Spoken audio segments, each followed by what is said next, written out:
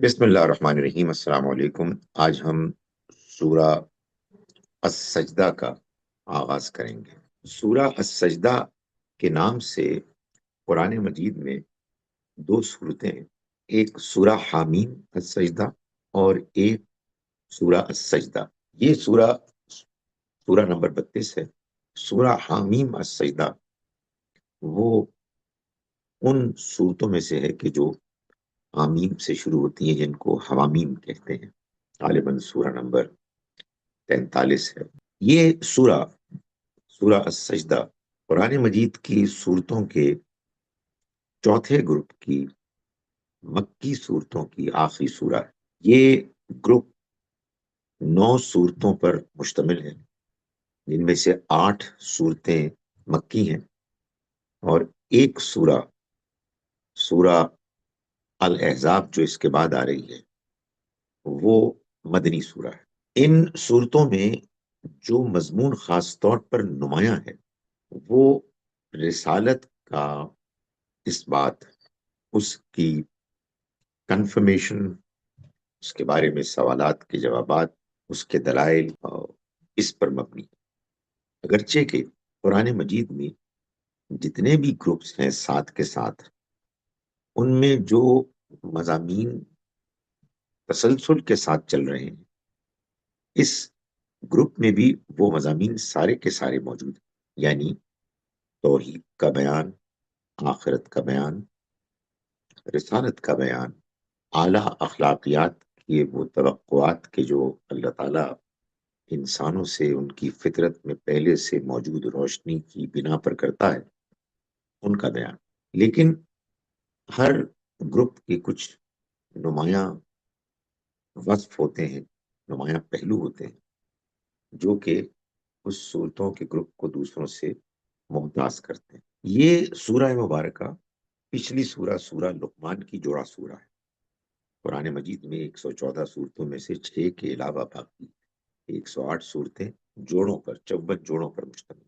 ان دونوں صورتوں میں بنیادی طور پر اللہ تعالیٰ نے انسان کی فطرت میں جو اخلاقیات موجود ہیں ان کو بنیاد بنا کر اپنے اس دعوے کو پیش کیا ہے کہ یہ دنیا کی زندگی ایک مقصد اللہ کا منصوبہ ہے، جس میں انسان کو ذمہ داری سونپی گئی ہے کہ وہ اپنی زندگی کو گزارے ایسے کہ اس کی یہ زندگی اس کی اگلی زندگی کے لیے کامیابی کا ذریعہ بن جائے۔ سورہ لقمان میں جو استدلال آرگومنٹ پیش کیا گیا وہ بنیادی طور پر حکیم لقمان کی ان نصیحتوں پر مبنی تھا جن سے کہ اہل عرب واقف تھے۔ ان کو اس تاریخی حوالے سے ایک مرتبہ پھر واضح طریقے سے بیان کرنے کے نتیجے میں اللہ تعالیٰ نے ان حقائق کی یاد دہانی کرائی کہ جو حقائق انسان کی فطرت میں موجود ہے۔ اس سورہ مبارکہ میں انداز مختلف ہے، استدلال، انسان کے اندر اللہ نے جو کچھ پیدائشی طور پر ودیت کیا ہے اس کا ایک خاص پہلو سے حوالہ دے کے اللہ نے اسی حقیقت کو نمایاں کیا ہے۔ اعوذ باللہ من الشیطان الرجیم، بسم اللہ الرحمن الرحیم۔ الف لام میم، یہ سورہ الف لام میم ہے۔ الف لام میم یہ حروف مقطعات ہیں۔ بعض صورتوں کے آغاز میں اللہ تعالیٰ نے بعض حروف کے بیان سے سورہ کا آغاز کیا ہے، وہ حروف کے جن کو ملا کر الفاظ کی شکل میں نہیں پڑھا جاتا بلکہ الگ الگ کر کے پڑھا جاتا ہے، اسی لیے ان کو حروف مقطعات کہتے ہیں۔ یعنی ہم الف لام میم پڑھتے ہیں، الما، علما، یا اس طرح سے کوئی اور لفظ نہیں بنا۔ الف لام میم پر مشتمل یہ حروف مقطعات قرآن مجید کی 6 صورتوں سے پہلے آئے، سورہ البقرہ، سورہ آل عمران، اور پھر یہ 4 صورتیں کہ جو اس گروپ میں ہیں، العنکبوت، الروم، لقمان اور السجدہ۔ ان تمام حروف کا جو بھی مفہوم ہے، اور کوئی نہ کوئی مفہوم ہے، یہ جو قرآن کے واضح اشارات سے معلوم ہوتا ہے. لیکن بہرحال یہ ان صورتوں کے قرآنی نام بھی ہیں جن سے کہ ان حروف کا آغاز ہوتا ہے.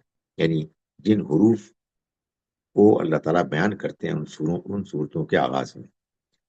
تو ہم ان کو یوں بھی پڑھ سکتے ہیں کہ یہ سورہ الف لام میم ہے. تنزیل الکتاب لا ریب فیہ، کتاب کا اہتمام کے ساتھ نازل ہونا ہوا، لا ریب فیہ، اس میں کوئی شبہ نہیں، من رب العالمین، تمام جہان والوں کے رب کی طرف سے. یہ سورہ کا آغاز ملتا جلتا ہے سورہ البقرہ کے آغاز سے. وہاں بھی اللہ تعالیٰ نے فرمایا الف لام میم ذالک الکتاب لا ریب فیہ. یہ الف لام میم ہے، سورہ الف لام میم ہے. ذالک الکتاب، یہ الکتاب ہے، لا ریب فیہ، اس میں کوئی شک نہیں. وہاں ترجمے میں ایک اختلاف ہے. وہ اختلاف یہ ہے کہ بہت سے لوگ اس کا ترجمہ یوں کرتے ہیں کہ ذالک الکتاب لا ریب فیہ، یعنی یہ وہ کتاب ہے جس میں کوئی شک نہیں. اس کا کیا مطلب ہے؟ اس کا مطلب شاید لوگ یہ لیتے ہیں کہ یہ وہ کتاب ہے کہ جس میں جو کچھ بیان کیا گیا ہے اس میں کوئی شک نہیں ہے. یہ بات تو ٹھیک ہے کہ اس میں کوئی شک نہیں، لیکن جو شخص اس کتاب کو پڑھ رہا ہے وہ تو ابھی شک کرے گا. اس کے تو ذہن میں سوالات ہیں، شبہات ہیں. اس کو آغاز میں یہ کہنا کہ اس میں کوئی شک نہیں، اس کا مطلب یہ ہے کہ یہ کہا جا رہا ہے کہ آپ کو سوچنے کی کوئی ضرورت نہیں ہے، آپ یقین کے ساتھ کتاب پڑھیں. اور ہمارے یہاں بہت سے لوگ دین کو ایسے ہی اپروچ کرتے ہیں، کہتے ہیں کہ آپ قرآن مجید کو پڑھیں اس یقین کے ساتھ کہ یہ اللہ کی کتاب ہے. گزارش یہ ہے کہ یہ کام تو کسی بھی کتاب کے ساتھ کیا جا سکتا ہے. قرآن مجید جیسا کہ ہم دیکھیں گے کہ یہ کتاب برحق ہے، لیکن ایسے ہے کہ یہ اپنے برحق ہونے کو منواتی ہے. کیسے منواتی ہے؟ پڑھنے والے کو یہ دعوت دیتی ہے کہ تم غور کرو، تدبر کرو. تو جب تم غور و فکر کے ساتھ اس کتاب کو پڑھو گے تو تمہارا دل یہ کہے گا، گواہی دے گا کہ یہ اللہ کی کتاب ہے. چنانچہ وہاں دو ترجمے ممکن تھے. اس سورہ کے آغاز میں جو کچھ اللہ نے بیان کیا ہے، اس سے یہ واضح ہو گیا کہ ان دونوں ترجموں میں سے ایک ہی ترجمہ صحیح ہے، اور وہ یہ ہے. یعنی وہاں جو بات تھی وہ یہ تھی کہ ذالک الکتاب لا ریب فیہ، یہ الکتاب ہے، یہ وہ کتاب ہے جس کا انتظار تھا. یعنی تمہارے پروردگار کی طرف سے آنے والی وہ کتاب کی جس کی پیشن گوئیاں پچھلی کتابوں میں موجود تھیں، یہ وہی کتاب ہے، لا ریب فیہ، اس میں کوئی شک نہیں. تو یہ جو دو ترجمے ہیں ان میں سے یہ دوسرا ترجمہ صحیح ہے. اس آیہ مبارکہ نے اس بات کو بالکل طے کر دیا. اور یہی قرآن مجید کا ایک غیر معمولی انداز ہے کہ بعض اوقات قرآن کے ایک حصے کو قرآن کا دوسرا حصہ ایسے واضح کرتا ہے کہ پھر کسی اور مضمون کو اختیار کرنے کی گنجائش باقی نہیں رہتی. تو فرمایا کہ اس کتاب کا نازل ہونا، اہتمام کے ساتھ نازل ہونا، لا ریب فیہ، کوئی شبہ نہیں، من رب العالمین، تمام جہان والوں کے رب کی طرف سے. یعنی ذالک الکتاب، یہ وہی کتاب ہے، یعنی جہان والوں کے پروردگار کی طرف سے، لا ریب فیہ، اس میں کوئی شک نہیں. ام یقولون افطرا، کیا یہ لوگ یہ کہتے ہیں کہ اس نے اس کو اپنی طرف سے گھڑ لیا ہے؟ ظاہر ہے کہ جو انکار کرنے والے کفار تھے وہ تو یہی الزام لگاتے تھے کہ نبی صلی اللہ علیہ وسلم نعوذ باللہ یہ اپنی طرف سے گھڑ کر پیش کر رہے ہیں.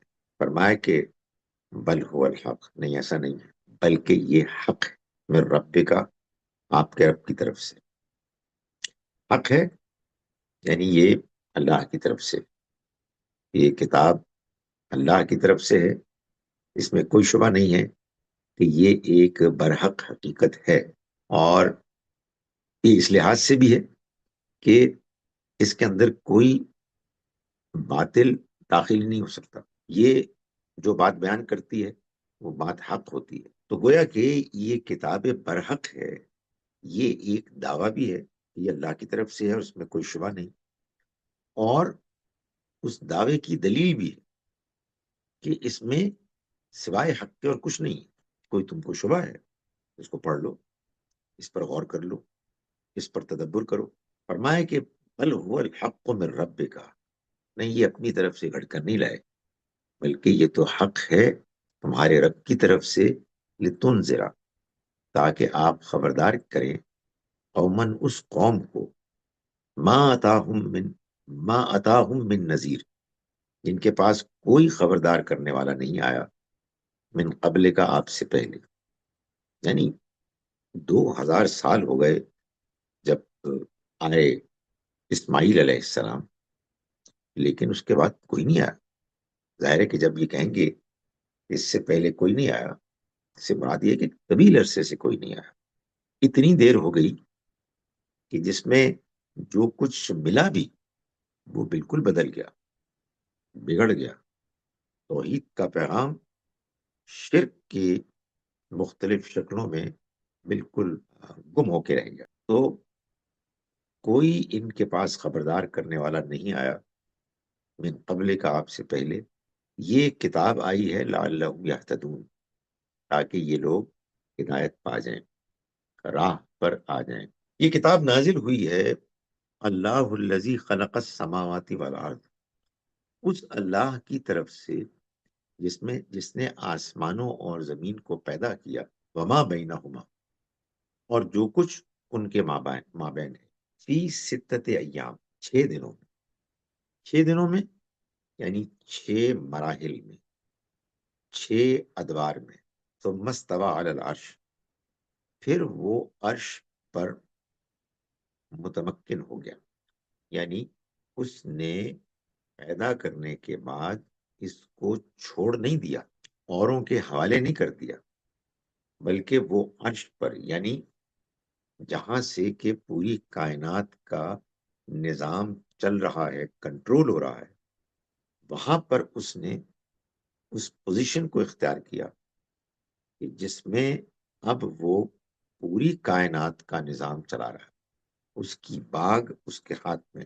مالکم من دونہ، تمہارے لیے اس کے سوا کوئی نہیں، من ولی ولا شفیع، نہ کوئی کارساز اور نہ ہی کوئی سفارش کرنے والا. یعنی اس کا نظام ہے، وہ نظام برحق ہے، اصولوں پر چل رہا ہے، مگر اس کی باغ، اس کا انتظام پورے کا پورا اس کے ہاتھ میں.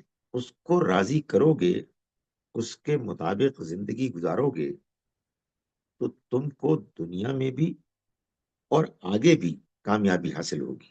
کسی دوسرے کا سہارا لے کر تم کامیاب نہیں ہو سکتے. فرمایا کہ نہیں ہے تمہارے لیے اس کے سوا نہ کوئی کام آنے والا کارساز اور نہ کوئی سفارش کرنے والا کہ جو تمہارے غلط رویوں کے باوجود تمہارے حق میں کچھ کہہ دے اور پھر تمہارا کام بن جائے.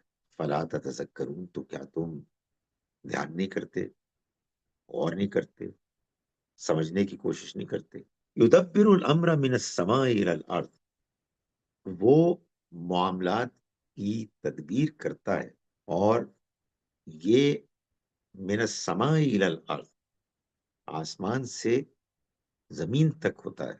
وہی معاملات کی تدبیر فرماتا ہے، فریم کرتا ہے، اور پھر امپلیمنٹ کرتا ہے. ثم یعرج الیہ فی یوم، پھر وہ لوٹتے ہیں اس کی طرف ایک ایسے دن، کانا مقدارہ الف سنۃ مما تعدون، جس کی مقدار تمہاری گنتی سے 1000 سال کے برابر ہے.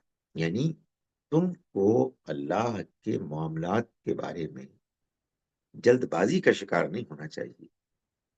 یہ خیال نہیں کرنا چاہیے کہ آخر یہ کیا ہو رہا ہے، یہ تو ہماری مرضی، ہماری دعاؤں، ہماری توقعات کے خلاف ہو رہا ہے. تو یہ تو معلوم ہوتا ہے کہ کسی اور ہی کے ہاتھ میں معاملات ہیں. نہیں، سارے معاملات اللہ کے ہاتھ میں ہیں. کوئی چیز اگر تمہیں اپنی مرضی سے مختلف ہوتی ہوئی نظر آئے تو نہ مایوس ہو، اور نہ شکوک و شبہات میں مبتلا، بلکہ یہ جان لو کہ خدا کی اسکیم ہے، اس کی پلاننگ ہے. اس کی پلاننگ ایک طویل عرصے پر محیط ہوتی ہے. 1000 سال کے لیے وہ پلان کر کے ان اپنے کارندوں کو، فرشتوں کو اپنے احکام سپرد کرتا ہے، جو کہ پھر اس کو امپلیمنٹ کرتے ہیں. جلد بازی کا کیا امکان ہے؟ وہ جو کچھ کرتا ہے سوچ سمجھ کے، حکمت علم کی بنیاد پہ کرتا ہے. یقیناً دعائیں سنتا ہے، اور اس کے علم میں وہ دعائیں بھی شامل ہوتی ہیں کہ جو انسان کرتا ہے آئندہ کرے گا. مگر یہ نہیں ہو سکتا کہ قدم قدم پر، وقفے وقفے سے تمہاری فرمائش پر چیزیں ہونی شروع ہو جائیں. وہ اپنے معاملات کو انجام دے رہا ہے عرش پر، نظام کو سنبھال کے، ایک ایسی پلاننگ کے ساتھ کہ جس میں اس کے ہاں معاملات لوٹتے ہیں ایک ایسے دن جس کی طوالت، جس کی مقدار تمہارے شمار کے لحاظ سے 1000 سال کے برابر ہے. ذالک عالم الغیب والشہادہ، یہ ہے غیب اور حاضر کا جاننے والا. جو کچھ سامنے ہے اس کو بھی جانتا ہے، جو کچھ غیب میں ہے اس کو بھی جانتا ہے. العزیز الرحیم، وہ زبردست ہے، طاقت والا ہے. الرحیم، اور اس کی رحمت ہمیشہ کے لیے. اس کی رحمت ایسی ہے کہ جو کبھی ختم نہیں ہونے والی. اس کی اس رحمت کا اور اس کی قدرت کا مظاہرہ ایسے بھی ہوتا ہے کہ وہ ذات وہ ہے کہ الذی احسن کل شیء خلق، وہی ہے کہ جس نے جو کچھ بھی بنایا، احسن، اس کو خوب بنایا. یعنی اس نے وقت دیا، اس نے ایک تدریج اختیار کی، اور پھر اس کے بعد جب اس کو اس کے انجام، اس کے اختتام، اس کے کلائمیکس تک پہنچایا تو خوب پہنچایا. یعنی جیسے کہ اس کے آغاز میں اس کا امکان، پوٹینشل تھا، ویسے ہی اس کے اختتام پر، اس کے کلائمیکس پر اس کو بہترین صورت دی. فرمایا کہ بدا خلق الانسان من طین، جیسے ہر چیز کو اس نے پیدا کیا، اور پیدا کیا ایسے کہ اس کے انجام تک پہنچایا بہترین شکل میں، ایسے ہی اس نے انسان کا معاملہ بھی کیا. انسان کی تخلیق کا آغاز اس نے مٹی سے کیا. ثم جعل نسلہ من سلالۃ من ماء مہین، پھر اس نے جاری کی اس کی نسل من سلالۃ من ماء مہین، حقیر پانی کے خلاصے سے. یہ اب اللہ تعالیٰ بتا رہے ہیں کہ انسان جو آج موجود ہے، اور اللہ کی ایک بہترین تخلیقی صلاحیت کا ایک نمونہ ہے جو پیش کر رہا ہے. یہ اچانک نہیں پیدا ہوا، بلکہ اس کی پیدائش کا آغاز ہوا مٹی سے. قرآن کے اور مقامات سے معلوم ہوتا ہے کہ گارے کی کھنکھناتی مٹی سے معلوم ہوتا ہے کہ انسان کی پیدائش سے بہت پہلے، انسان سے پہلے انسان نما مخلوق وہ مٹی سے پیدا ہوتی تھی. قرآن مجید نے اس کے واضح اشارات کیے. سورہ نوح، سورہ نمبر 71 کی آیت نمبر 17 میں فرمایا کہ واللہ انبتکم من الارض نباتا، اللہ نے تمہیں اگایا زمین سے جیسے پودے اگتے ہیں. یعنی معلوم ہوتا ہے کہ زمین کے پیٹ میں وہی عمل ہوتا کہ جو اب ماں کے پیٹ میں ہوتا ہے. انسان زمین کے اندر جو مختلف اجزاء ہیں ان کے ملاپ سے دھیرے دھیرے وجود میں آتا، اور پھر اس پروسیس کے اختتام پر وہ باہر نکلتا. جیسے کہ اب بھی اللہ نے ہمارے مشاہدے کے لیے یہ دکھا دیا کہ انڈوں میں سے بچے نکلتے ہیں۔ تو زمین کے اندر سے انسانوں کی طرح کی مخلوق نکلتی تھی۔ یہ انسان کی تخلیق کا آغاز تھا۔ والذی انشأکم من الارض، وہی ہے جس نے تم کو زمین سے پیدا کیا۔ اور یہ بات بھی جو اللہ تعالیٰ نے بتائی کہ خلق الانسان من صلصال کالفخار، اس نے انسان کو بنایا کھنکھناتی مٹی کے گارے سے۔ یہ پہلی سٹیج تھی انسان کی تخلیق کی۔ اس کے بعد فرمایا کہ ثم جعل نسلہ من سلالۃ من ماء مہین، پھر اس نے جاری کی اس کی نسل حقیر پانی کی خلاصے سے، یعنی وہی انگریڈینٹس جو پہلے زمین کی معلوم ہوتا ہے کہ سطح کے نیچے اپنے اس عمل کے ذریعے سے کہ جو اللہ کی طرف سے ان کے لیے طے تھا، انسان نما مخلوق بنتی تھی، زندگی پاتی تھی۔ اس کے بعد پھر یہ ایک دوسرا فیز آیا جس میں کہ نسل انسانی کے تسلسل کے لیے، پروکریشن کے لیے یہ طریقہ اختیار کیا جس کو ہم میٹنگ کا طریقہ کہتے ہیں، اور اس طریقے کے ذریعے سے ماں کے رحم میں اب وہ عمل ہوتا ہے جو ایک پروسیس سے گزرتا ہے۔ اس کی تفصیلات کیا ہیں، یہ کب شروع ہوا، پہلی فیز کب تک چلی، دوسری کب شروع ہوئی، یہ قرآن کا موضوع نہیں۔ قرآن مجید تو اس طرح کے معاملات میں اشارہ کرتا ہے، اور اس لیے کرتا ہے تاکہ انسانوں کو اللہ کی طرف سے اس بات کا ایک اشارہ ملے، ایک رہنمائی ملے کہ وہ یہ جانے کہ اللہ نے اس پر کیا کیا مہربانیاں کی، اور اگر وہ تحقیق کرنا چاہتا ہے تو کر لے۔ اللہ نے قرآن مجید کو سائنس کی کتاب نہیں بنایا، اللہ نے قرآن کو ہدایت کی کتاب بنایا ہے، اور ہدایت کی غرض سے انسان کے اندر احساس پیدا کرنے کے لیے کہ وہ جانے کہ اس کو کتنے مختلف مراحل سے گزار کر یہ غیر معمولی شرف دیا ہے، اس شرف کی قدر کرنی چاہیے۔ سو اس نے جاری کی اس کی نسل حقیر پانی کی بوند کے خلاصے سے، یعنی وہ خلاصہ تھا کہ جس سے پھر وہ پروسیس شروع ہو۔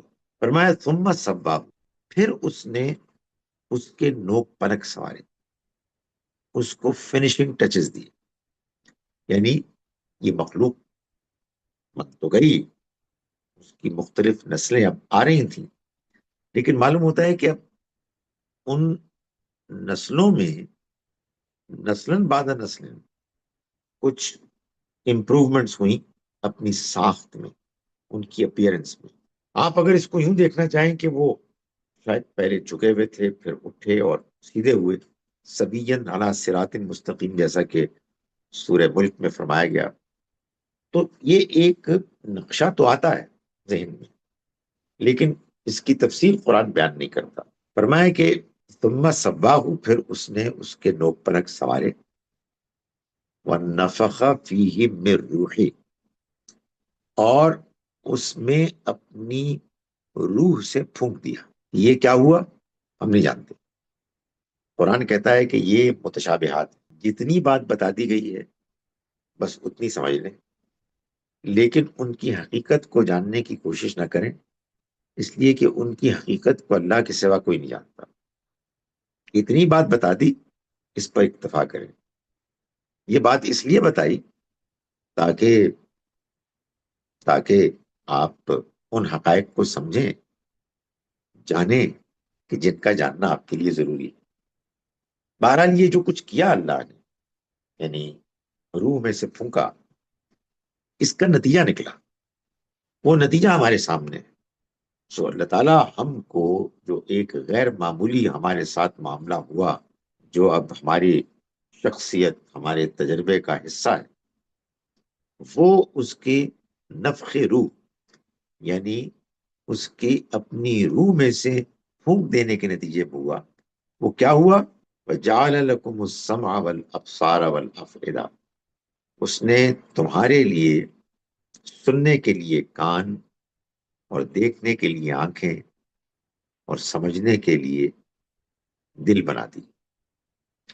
ابھی تک بات ہو رہی تھی غائب کے صیغے کہ اس نے اس کو پہلے مٹی سے پیدا کیا، پھر حقیر پانی کی بوند کے خلاصے سے پیدا کیا، پھر اس کا تصفیہ کیا، نوک پلک سنوارے، پھر اس میں اپنی پھونک اس میں ڈالی، اپنی روح میں سے اس نے پھونکا۔ یہ سب تو غائب کے صیغے میں ہوا، اور پھر اچانک حاضر کا صیغہ آ گیا، خود براہ راست خطاب کیا انسان کو، اور پھر اس نے جعل لکم السمع والابصار والافئدہ، اس نے تمہارے لیے سننے کے لیے کان، دیکھنے کے لیے آنکھیں، اور سوچنے سمجھنے کے لیے دل بنا دی۔ قلیلا ما تشکرون، بہت تھوڑا ہے کہ جو تم شکر کرتے ہو۔ یعنی یہ جو تمہارے پاس صلاحیتیں ہیں، جو تمہارے اس جسم کے علاوہ ہیں، جسم بھی غیر معمولی ہے، اس کو بھی اللہ تعالیٰ نے ایک طویل عرصے کے سفر کے طے کرانے کے بعد یہاں تک پہنچایا، مگر اس کو ایسا اس لیے بنایا تاکہ یہ اپنے اندر وہ صلاحیت رکھے، اس کو وہ شرف ملے کہ جو اللہ کی طرف سے اپنی روح پھونکنے کے نتیجے میں اس کو حاصل ہوا۔ اور وہ شرف کیا ہے؟ وہ شرف یہ ہے کہ وہ باتوں کو، آوازوں کو سنے، وہ چیزوں کو، حقائق کو، نظاروں کو دیکھے، اور ان کو سمجھے، اور ان سے اپنے احساس کو بیدار کرے، اپنے اندر جو نتائج پیدا ہوتے ہیں ان کے احساس اور شعور سے صحیح رویہ اختیار کرے۔ اللہ تعالیٰ فرماتے ہیں کہ یہ سب تمہارے ساتھ اللہ نے کیا، مگر تم بہت تھوڑا شکر ادا کرتے ہو۔ تم کو اگر یہ اندازہ ہو جائے کہ تمہارا یہ وجود اور تمہاری یہ شخصیت کتنے غیر معمولی ایک طویل عرصے کے پروسیس کا نتیجہ، کلائمیکس ہے، تم خدا کے آگے سجدہ ریز ہو جاؤ شکر گزاری میں۔ لیکن افسوس یہ ہے کہ تم بہت کم شکر کرتے ہو۔ ہم کو جو اس دور کے لوگ، ہمیں تو اللہ کا اور بھی زیادہ شکر گزار ہونا چاہیے، کیونکہ ہم جس دور میں پیدا ہوئے ہیں اس دور میں انسان نے ترقی کر کے وہ معلومات بھی پالی ہیں جن کے پانے کے بعد انسان کو یہ اندازہ ہو گیا ہے۔ دیکھیں، انکار کرنا چاہے تو انسان کسی چیز کا بھی انکار کر سکتا ہے، اور تعصب ایک ایسی چیز ہوتی ہے کہ اگر اس کی پٹیاں آنکھوں پر بندھی ہوئی ہوں تو آدمی سامنے کی چیز کو دیکھنے کا بھی سے بھی منکر ہو جاتا ہے۔ لیکن اور پھر یہ بھی ہے کہ اگر آپ واقف نہیں ہونا چاہتے تو نہ ہو، کون آپ کو زبردستی کوئی چیز بتا سکتا ہے، سمجھا سکتا ہے؟ لیکن اب دنیا اتنی زیادہ معلومات سے بھر گئی ہے، اتنی معلومات آسان ہو گئی ہیں لوگوں تک پہنچنی، اور یہ بات واضح ہو گئی ہے کہ انسان نما مخلوق کی ہڈیاں، فاسلز، بہت پرانی وہ دریافت ہو گئی، ان کو باقاعدہ نام دے دیے گئے، وہ اتنی بڑی حقیقت بن گئے کہ ان کا انکار کیا ہی نہیں جا سکتا۔ تو اگر مذہب کی دنیا کا انسان اس ترقی اور معلومات کے دور میں یہ کہتا رہے کہ نہیں جی ہم تو بس اچانک ایک پتلے سے پیدا ہوئے اور اس کے بعد انسان بن گئے، تو پھر آپ اپنی دنیا گزاریں گے اور وہ اپنی زندگی گزاریں گے۔ وہ کہیں گے کہ یہ ایک اور ایک مخلوق ہے، ان کے کچھ نظریات ہیں، کچھ ان کے عقائد ہیں، عقل سے تو کام لیتے نہیں ہیں، بات کو تو سنتے نہیں ہیں۔ اور صرف یہی نہیں، بلکہ یہ کہ آپ کی نئی نسلیں وہ جب ان سے متاثر ہوتی ہیں تو ایک جانب وہ یہ دیکھتی ہیں کہ ان سوالوں کے ہمارے پاس جواب نہیں ہے. ہم کہہ رہے ہیں کہ انسان 8-10 ہزار سال پرانا ہے، ایک پتلا بنایا اللہ نے، اس میں پروفوں کی، اور پھر انسان چلنا شروع ہوا. ادھر معلوم ہوا کہ بالکل طے شدہ بات ہے کہ انسان ہی کی ہڈیاں ہیں جو 10-12 ہزار کیا لاکھوں سال پرانی ہیں. تو ان کو کیسے ریکنسائل کیا جائے؟ دوسری جانب یہ ہے کہ یہ مذہبی لوگ جو کچھ کر رہے ہیں اس کے نتیجے میں تو ان کی دنیا میں ترقی کیا ہو تو تنزل کی طرف جا رہے ہیں. اور جو دین کو، اللہ آخرت کو نہ ماننے والے لوگ ہیں وہ ترقی کر رہے ہیں. تو ذہن بالکل بند ہو جاتا ہے. اور آپ یقین جانیں کہ نوجوان نسل چاہے مغرب میں رہ رہی ہو مسلمانوں کی، چاہے مشرق میں رہ رہی ہو، وہ بھی ہیں کہ جو بہت مذہبی ہیں، اس میں کوئی شبہ نہیں، لیکن بہت سے ہیں کہ جو مذہب سے دور ہو گئے. جو مذہبی بھی ہیں ان میں بھی ایک بڑی تعداد وہ ہے کہ جن کو مذہبی بنانے کے لیے ایک شدید، آپ سمجھیے کہ غصے کا پیغام دیا گیا ہے، نفرت کا. ہم صحیح ہیں باقی سب غلط ہے، یہ گمراہ ہے، یہ کافر ہیں، یہ فلاں ہے. قرآن مجید کو اگر ہم دھیان سے پڑھیں تو ایک جانب آپ کے اندر یہ اطمینان پیدا ہوتا ہے، جیسا کہ سورہ مبارکہ کے بالکل آغاز میں آیا کہ یہ بالکل برحق کتاب ہے، اس میں جو بات بیان کی گئی ہے وہ حق ہے. اور اس کا حق ہونا دھیرے دھیرے انسان کو سمجھ میں بھی آنے لگتا ہے. اور دوسری جانب یہ بھی احساس ہو جاتا ہے کہ یہ بات جو ہمارے سامنے آ رہی ہے یہ ایسی ہے کہ دوسروں کو بھی سمجھانی چاہیے. زندگی کا عقدہ، پزل اس کتاب ہی سے حل ہو سکتا ہے.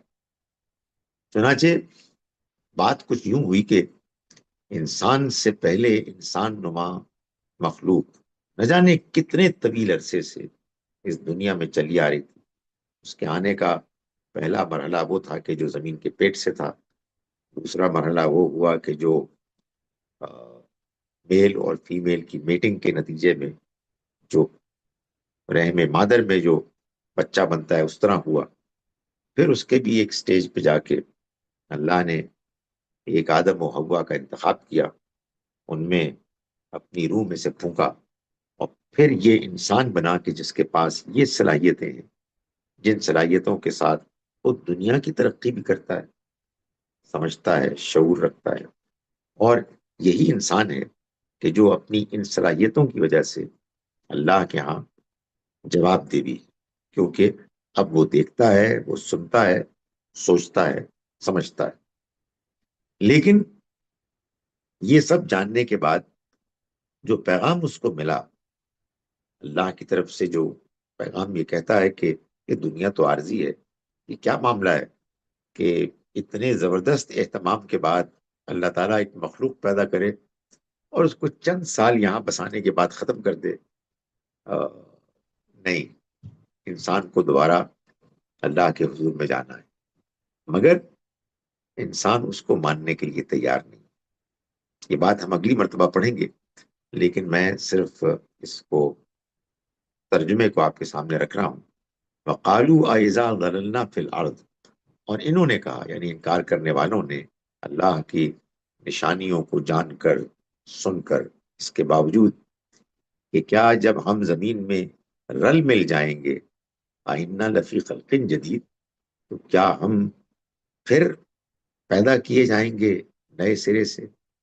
فرمایا کہ بل ہم بلقاء ربہم کافرون، نہیں، ایسا نہیں ہے کہ وہ اس بارے میں شک میں ہیں کہ وہ اٹھائے نہیں جا سکتے، بلکہ وہ اپنے رب سے ملاقات کا انکار کرنے والے، یعنی وہ اس حقیقت کو ماننا نہیں چاہتے. میں آپ کے سامنے غامدی صاحب کا ترجمہ ان آیات کا پیش کر رہا ہوں. ہم نے آج سورہ السجدہ کا آغاز کیا، بسم اللہ الرحمن الرحیم. یہ سورہ الف لام میم ہے. اس میں کچھ شک نہیں ہے کہ اس کتاب کی تنزیل جہانوں کے پروردگار کی طرف سے ہے. کیا یہ کہتے ہیں کہ اس شخص نے اسے خود گھڑ لیا ہے؟ ہرگز نہیں، بلکہ یہ تمہارے پروردگار کی طرف سے حق آیا ہے، اس لیے کہ تم ان لوگوں کو خبردار کرو جن کے پاس تم سے پہلے کوئی خبردار کرنے والا نہیں آیا، اس لیے کہ وہ راہ پر آ جائیں۔ یہ اس کے شریک بناتے ہیں۔ حقیقت یہ ہے کہ اللہ ہی ہے جس نے زمین اور آسمانوں اور ان کے درمیان کی چیزوں کو 6 دن میں پیدا کیا، پھر اپنے عرش پر متمکن ہو گیا۔ اس کے سوا نہ تمہارے لیے کوئی کارساز ہے، نہ اس کے مقابل میں سفارش کرنے والا۔ پھر کیا دھیان نہیں کرتے ہو؟ آسمان سے زمین تک وہی تمام معاملات کی تدبیر فرماتا ہے، پھر وہ اوپر اس کی طرف لوٹتے ہیں ایک ایسے دن میں جس کی مقدار تمہاری گنتی سے 1000 سال کے برابر ہے۔ وہ غائب و حاضر کا جاننے والا، زبردست اور رحیم ہے۔ وہی ہے جس نے جو چیز بھی بنائی خوب ہی بنائی۔ انسان کی تخلیق کا آغاز اس نے مٹی سے کیا، پھر اس کی نسل فقیر پانی کے خلاصے سے چلائی، پھر اس کے نوک پلک سنوارے اور اس میں اپنی روح میں سے پھونک دیا، اور تمہارے سننے کے لیے کان اور دیکھنے کے لیے آنکھیں اور سمجھنے کے لیے دل بنا دیے۔ تم کم ہی شکر گزار ہوتے ہو۔ یہ اس خدا کی نشانیاں ہیں جس نے انہیں پیدا کیا ہے۔ اس کے باوجود کہتے ہیں کہ جب ہم زمین میں رل مل جائیں گے تو کیا پھر نئے سرے سے پیدا کیے جائیں گے؟ نہیں، یہ اس کو بعید نہیں سمجھتے، بلکہ یہ اپنے پروردگار کے حضور پیشی کے منکر۔ اقول قولی ھذا واستغفر اللہ لی ولکم۔